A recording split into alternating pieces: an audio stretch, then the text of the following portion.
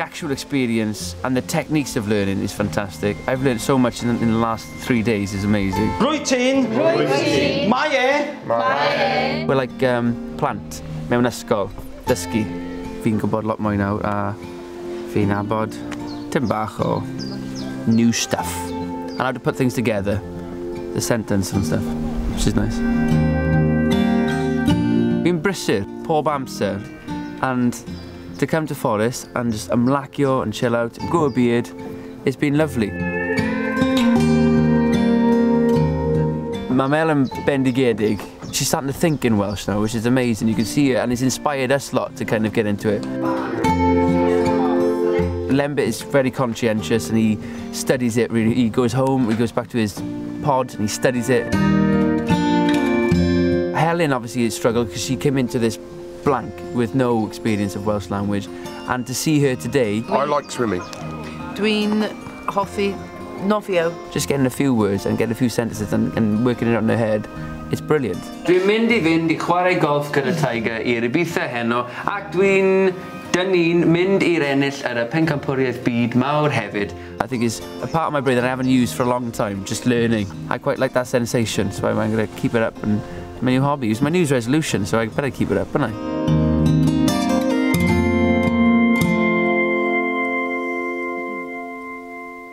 Wel, a funud blwyddyn newydd ia, wyt ti'n addo, with your hand on your heart, wyt ti'n mynd I gario ymlaen gyda dy Gymraeg? Fi'n mynd I gario ymlaen, fi'n joio, and I think it's really important that I do, because I'm a man of my word, and I've really enjoyed this.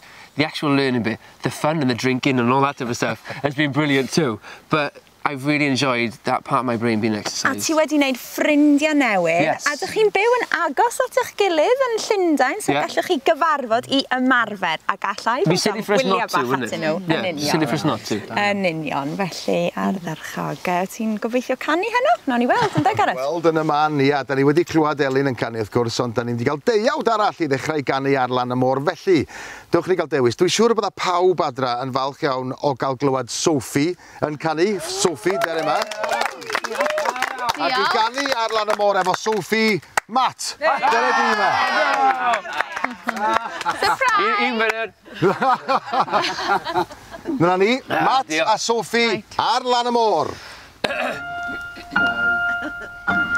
Ar lan y môr, mae rosig cochion. Ar lan y môr, mae lilies gwynion. Ar lan y môr, mae'n hariad unau. Ac casglu'r nos, a chodi bore.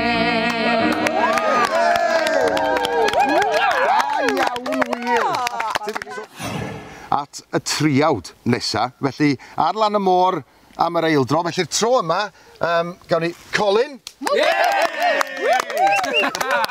Paid ag edrych arna fi fel yna. Colin. A ni am y ddau wrth ochr I, Josie.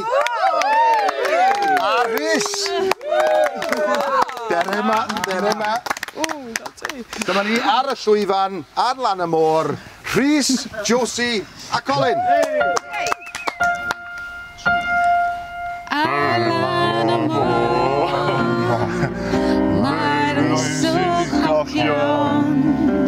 Ar lan y môr, mae'r